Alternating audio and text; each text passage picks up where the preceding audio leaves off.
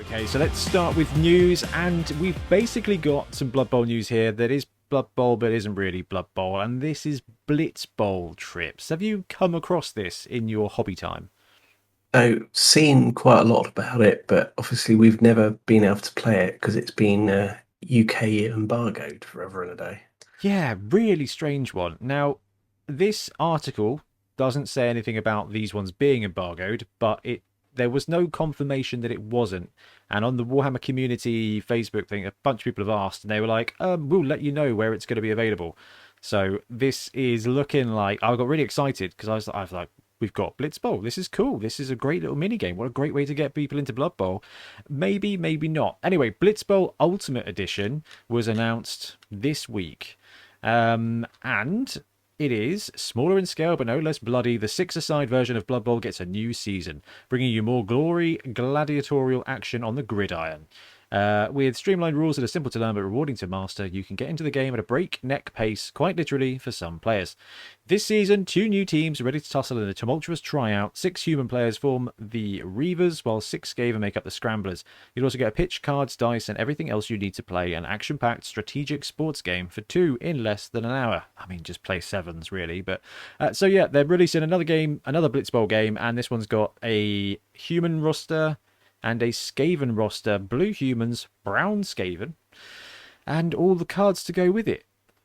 I just, it's a weird one that they bring out this game and then don't sell it to what has to be one of the primary customer bases, It, which is it's really weird. You would have thought there's no licensing issue with it, but maybe they were a bit afraid with ah. saturating the market with multiple versions. I don't know if Games Workshop have ever been worried about saturating a market. Certainly not with rule books, anyway. Yeah, it's weird. I mean, if I had this is. I've got a copy of Blitzball. I got it from Ben Davey previously of the Maximal Fire Adeptus Titanicus podcast. Um, I've not played it, but I thought it might because it's not. There's a lot of stuff in Blood Bowl that is what I would say is kind of like floating variables. You've got to do some, you've got to memorize some stats, you've got to know your numbers, you've got to do a little bit of maths. Nothing difficult to overcome if you're committed. But if you are casual or just a glancing blow of a trying out of a game, it can be a barrier. If you're a war gamer, you're used to that stuff. If you're a board gamer, you're not. Like, and Blitzball, I thought would have been a great opportunity to get Tiff to play. I mean, to get Tiff to play 7s, I had to take her to Tenerife. COVID has quite disrupted my ability to bribe my wife with travel um, to get her to play more Blood Bowl. But, In a teaser with a 6-a-side, not a 7-a-side. well, it's just because everything's on the cards, everything's ready to go. And you've got the additional victory points things. And Tiff is really, she likes the board games now. So, you know, we absolutely smashed Hogwarts Battle and stuff like that. So she loves that stuff. But having the, like, what's the rules for this guy? Well, here's a bit of scrap paper with it written on, and this guy's got it just, it does create a barrier to what I'd say would be casual board gamers. And Blitzball was a great kind of intermediary. But I guess we'll never really know.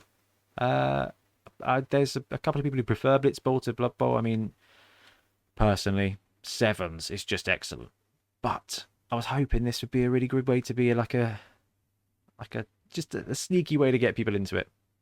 That's the thing. If they do release it and it comes out, anyone who plays it, well, if you like it, there's more. Yeah, there's more rules, but yeah, you like it, there's more. Yeah, that's it. It's like, hey, it's like Blitzball, but actually there's one more player. The pitch is bigger, and it's actually Blood Bowl.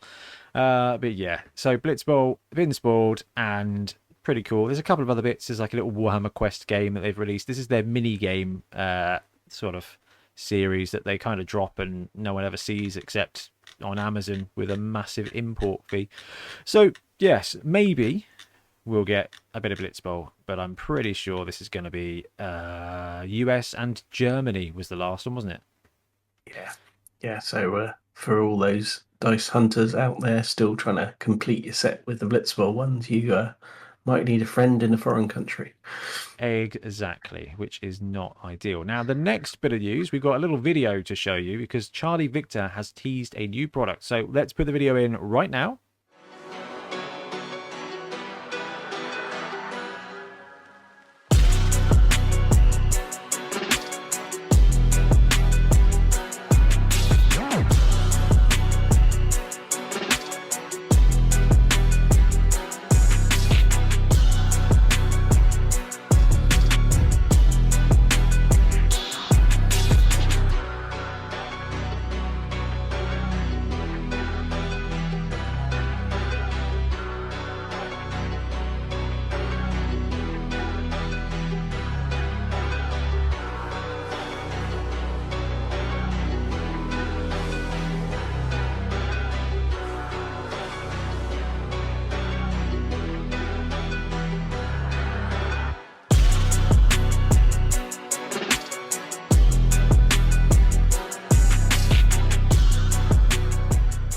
Okay, so it's a pretty cool video. Now, we've done a lot of unboxing reviews for Charlie Victor stuff, and the quality is, I think I've always described it as unnecessarily good, because this, and I think it is, because it is premium stuff. And this carry case, you can get your pitch, you can get, what, 26 models in it, your books, your dice, your gear. It looks to be perfect for basically all Blood Bowl players. If you're headed to a tournament, if you're headed to a league, having this. Now, Trips, you and I have talked about this before, because I am not necessarily disorganized, but just chaotic in a way that is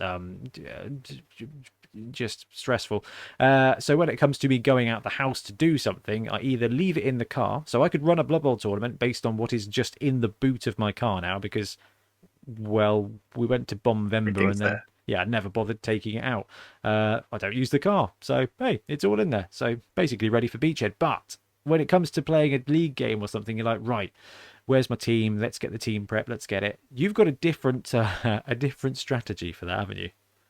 Yeah, I like the carry cases. I like having something boxed up. I think part of that's having lots of teams.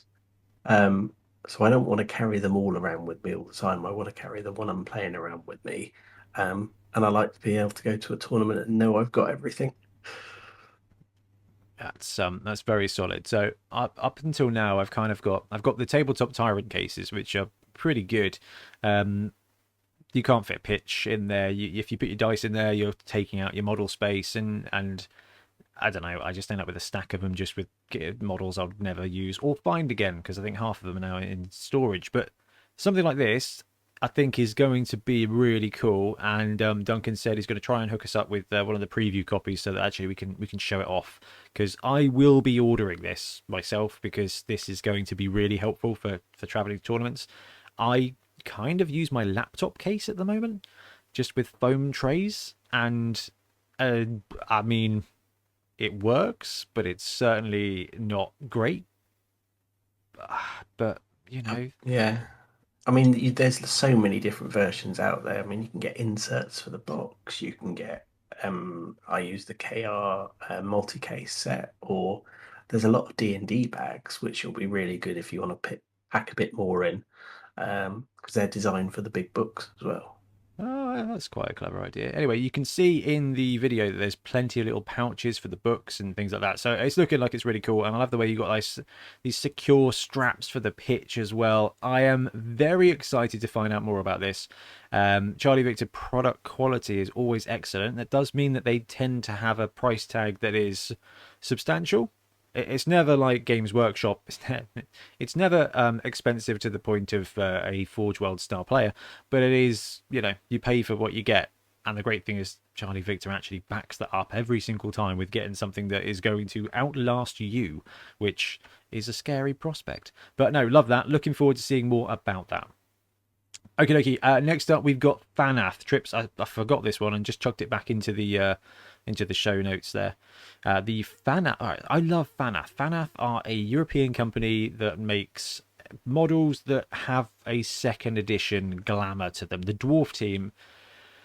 Is it my favourite dwarf team? I think it is my favourite dwarf team. But the Grebo one is pretty good. Okay, Grebo Chorfs over Fanath Dwarfs, but pure dwarfs, Fanath is the best. Anyway, so, and the frog team as well is pretty wicked. But they have now spoiled and went straight for the pre-order a high elf team. So this is a really interesting one. So there's two different levels to buy in. The classic elf full team is €45 on sale at the moment. This team is in the manufacturing process, and we estimate that it will begin to be delivered on February 25th, which is 3 weeks. And as compensation during the pre-order, the price will be lowered. It's going to go up to €55 after this. Now, what does it contain? Do they have a breakdown on this page? They don't have a breakdown on this page, so we're going to have to do it the old Mark 1 eyeball, most famously known for Battlestar Galactica. So it's a high elf set with 12 models in it. Is it 12 models or is it the full set? Like 12. The full team is 16, which is cool. So we have definitely got 1, 2 throwers, 2 blitzers, And then you've got at least one, two catchers there. And I think there's a third and fourth catcher there as well. So it looks like four catchers, two blitzers, two throwers, and then 8 line elves to go with it, which is basically going to cover you for most sort of different correlations. Now, I predicted High Elves. I think Ben and I both agreed that High Elves were likely to be the next team that came out from Games Workshop. We were wrong, and we are going to talk about that in detail Yeah. in a little bit. So the landing of a High Elf team is excellent. Trips, what do you reckon to the team? So they're well, it's great to have a non-dwarf team, um, and it's for all the elf players out there. It's great to have another elf team on the market because it is a really short team to find.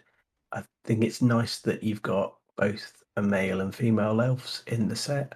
Yeah, Um, Not really nice miniatures to look at. There's one thing I just don't like, and it's there's a couple of raised foot miniatures which have got a support to the base underneath them. I yeah, can see yeah. everybody clipping that off. That's old school. That's like the old Games Workshops when it was Marauder miniatures and like the metal goblins and things with that 1 foot off the ground. You'd always have that little bit that I kind of assumed was always like a casting funnel.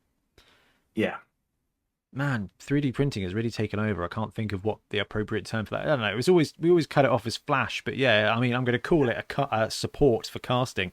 Man, we have come so far technologically, haven't we? That is funny. Yeah, no, I mean, I've got the two blitzers up on the screen here. They've got the very cool Calador dragon helmets. They've got the classic high elf armor. You've got scale mail with breastplate, shoulder pad. It looks perfectly 4th, 5th, 6th edition Warhammer. These are high elves. You look at them and you're like, hey, Games Workshop's going to sue you. Level of high elf. Uh, yeah. And it's a nice level of detail without being too much tiny detail to make it impossible to paint. So I yeah. think they'll paint up quickly, really nicely, and also you can do some really nice things with them if you want to put a bit more time and effort into them. Yeah, and all the Fanath models I've got at the Frogs team is just so great. They're so characterful because they've got that kind of, like I said, second edition charm. It's because they've got I think you've called it there actually. The kind of the stylized way that they do these models. They kind of paint themselves, but you're right. If you want to do non-metallic metal, if you want to do a bit of gem glimmer or fancy flesh tones, they've got all the detail there for it. And Fanath have done a great job here by actually including a size comparison to a human thrower, and the elves are taller, but doesn't look like they are significantly taller to the point where they're going to look ridiculous. So actually, excellent. Happy with the scale. Really looking forward to getting our hands on this because currently, if you want a good high elf team, there's the Wire one, which is very stylized because it's super true scale, which is cool, but super true scale. Or you kind of have to convert the Elven Union team. Otherwise, I don't think there isn't a high elf team that kind of leads the pack. When it comes to Chaos Dwarves, Grebo Chaos Dwarf team now leads the pack. When you think of where do I get a Norse team from? Don't know yet. When do I get a High Elf team from? I really don't know. You have to make your own.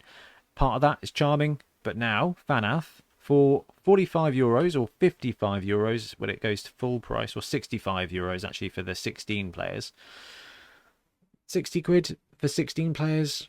That's Kickstarter price, Ian, isn't it? Yeah, yeah, and it's worth pointing out that that pre-order sales price is only till Monday the 7th. So if you want to jump in it, do it quickly. Yeah, you've got a few days, and that is it basically. As this podcast comes out, anyway, it's cool to see Fanath doing stuff. What do you think to the way they're doing a pre-order instead of doing the Kickstarter? In Uh, I think they've proved that they can really just crack on and do it. I don't know what Kickstarter take as a cut or the detail, but I guess this just puts them in direct control of it, everything themselves. Yeah, I mean, Ben and I talked about this a few episodes ago because we talked about like the model that Hunger. have taken when it comes to their Kickstarter. Grebo feel like they do one every 3 months, which is really cool because you get a quarterly kind of, oh, it's a project, oh, there's some excitement. Like, that's pretty sweet. Whereas Punga are just like, once a year, they're like, you know what? We haven't done a Kickstarter for a while. Let's do 6 teams in one go. And I feel like there's a bit of a, this is probably my retail training coming in here, but I feel like there's a bit of, you called it already, saturation. Like, if you release £300 worth of product, people are going to spend up to what they've got spare. So, you know, you produce 6 teams, they're going to buy 2, or they're going to blood tithe Bennett and buy all of them. But the people who would buy 6 across the year will probably only buy 2 or 3 that they can afford, and then they will never go back and buy the others. But if you do a Kickstarter every 3 months, it's cool. A new team, I'll get that. You know, it's only €45 when it's on sale, so it's an interesting one because they've got Punga doing that model of heavy on Kickstarter versus Fanath, who are just like, yeah, we just want to sell our product. I mean, what? What you want though is you just hope that there's enough stock that for those who want to go back in 3 months' time, it's still on the website and you can still order it.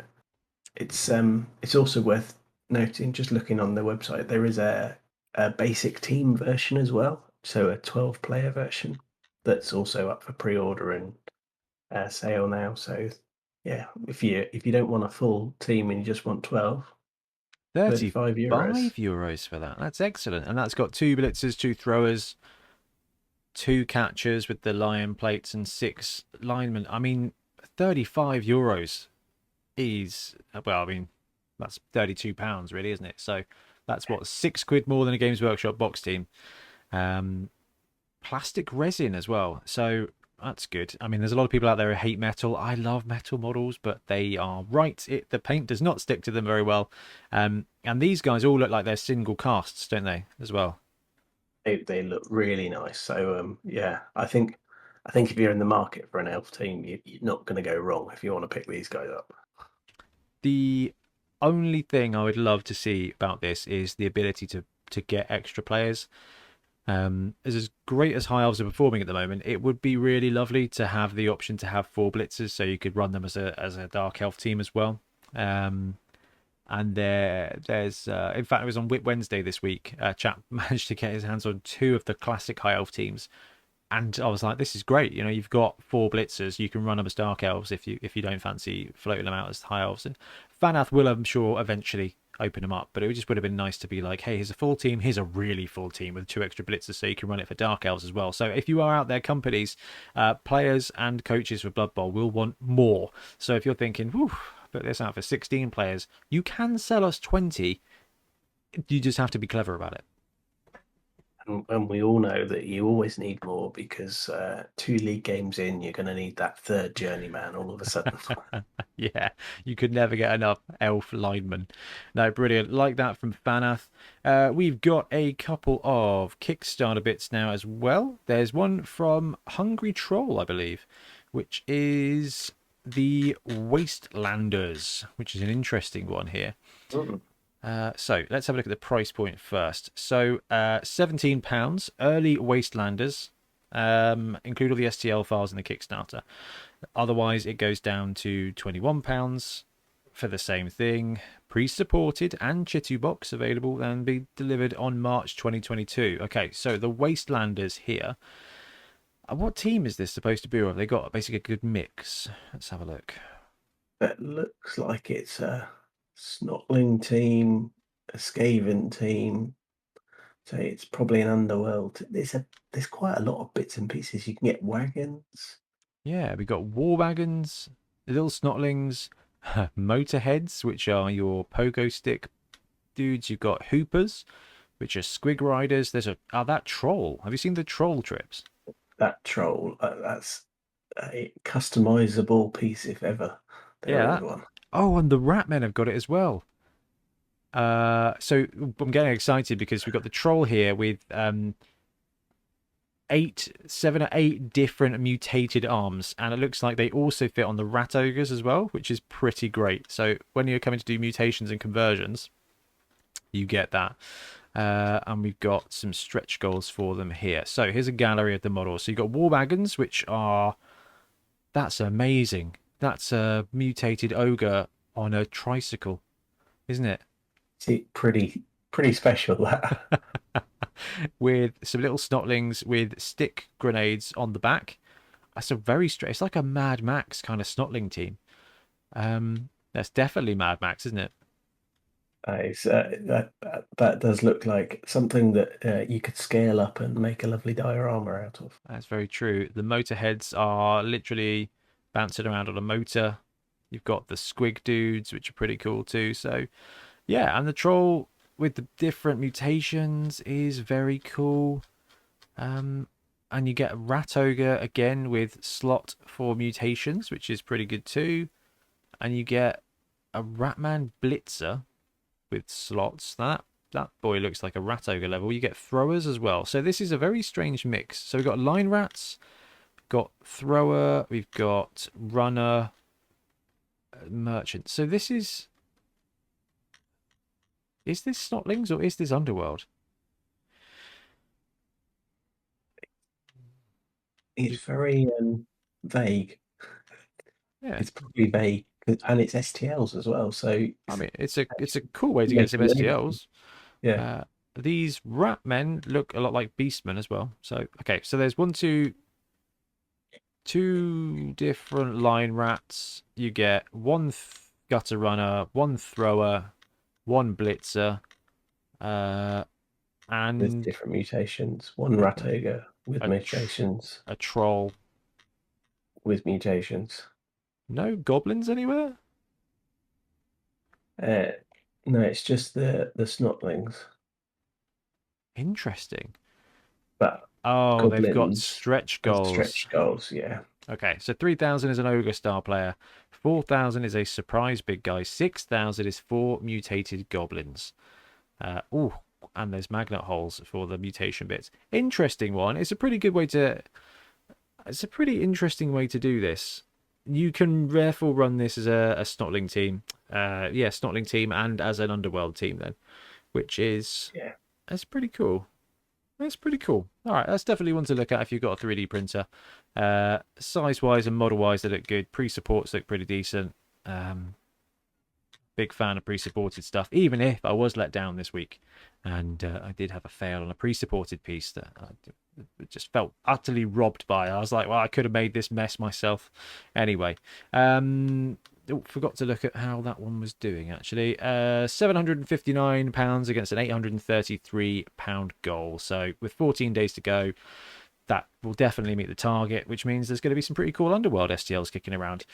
Yeah, I think it is target. I think its stretches might be a bit of a stretch. Yeah, what was it? £6,000 for the goblins? Yeah, 3, 4, and 6 grand. Yeah. So yeah. It's a bit of a shame that one, but we'll see. You never know. The next one we've got Crazy Girls. Now this is from Cedric Snow Model, and he's been doing some great sculpts kicking around. So this is basically an Amazon team, £1,380 against a target of 166. Now this is more STLs, isn't it? What have we got? Warrior Clan included 14 STLs. £19. Basic team, £21. 7 line women, 2 throwers, 2 catchers, 4 blitzers. And £26 is the same, including all the stretch goals. And for £38, you can get the commercial license, which is actually pretty low, isn't it? So let's scoot down here and have a look at the team. So line women, I mean, they do fall a little bit into the barbarian woman trap or trope. Yeah, The trope trap. Definitely a team that if you like painting skin, then you're going to have plenty of opportunities with this team. Yeah. They're quite tall looking. I've got to say, though, the Blitzers with the skull faces that looks like a Warcry warband at that point. Yeah, they look very usable for other things.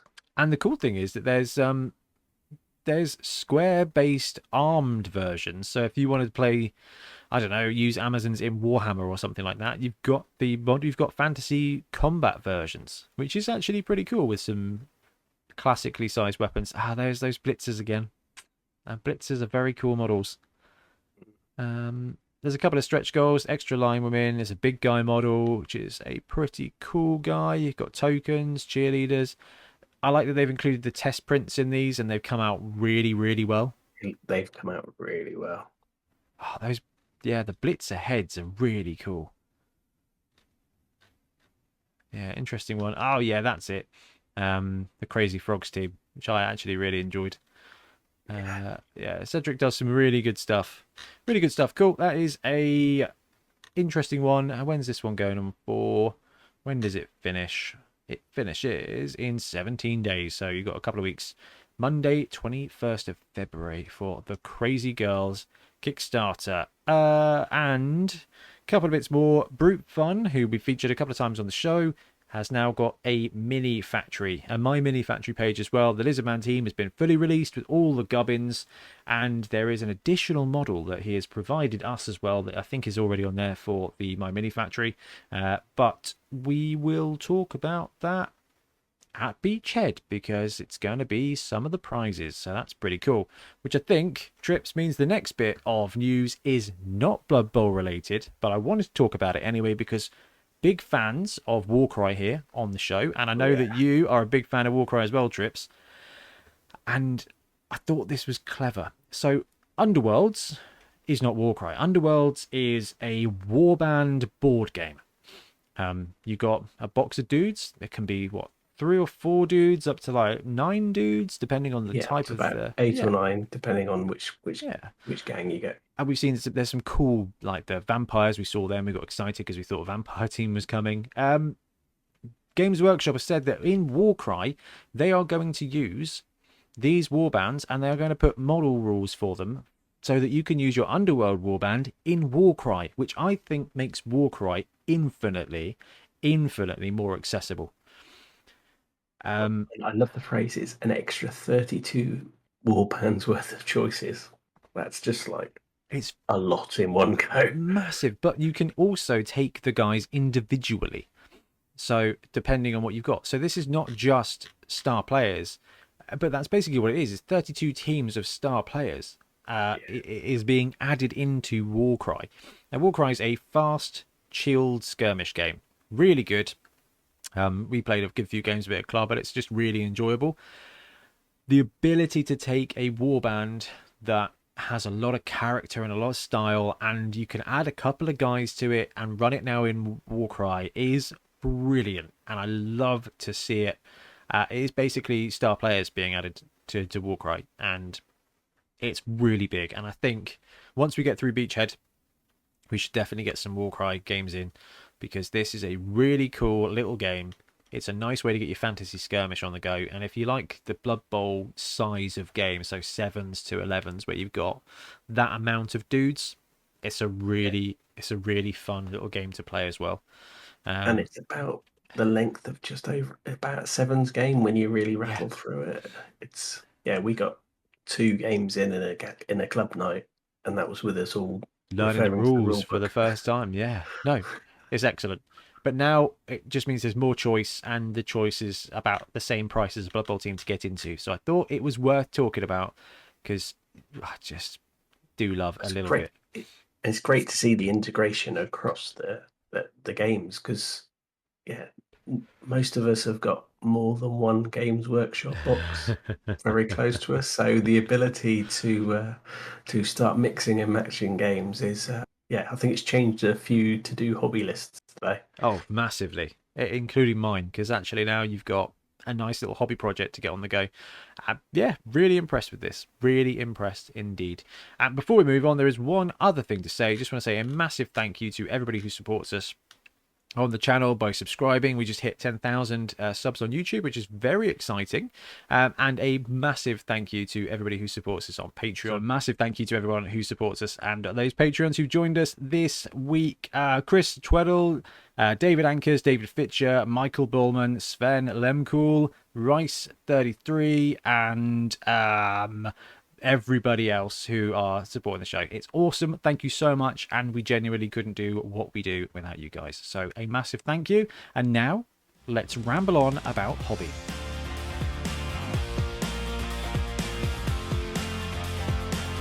Thanks very much for watching. We really appreciate your support. If you want to help support the channel even further, please like and subscribe, or come join us on our Patreon. We have early access to content. We get loads of feedback from you guys, and we try and do competitions as much as we can. Or you can get yourself some Bonehead podcast merch on our Spreadshirt site. So if you want to support a team, especially for the Bonehead Championship, you can pick up a shirt, a mug, things like that. It all helps support the channel, and we really appreciate it. Anyway, links below. Thank you very much. Happy blocking.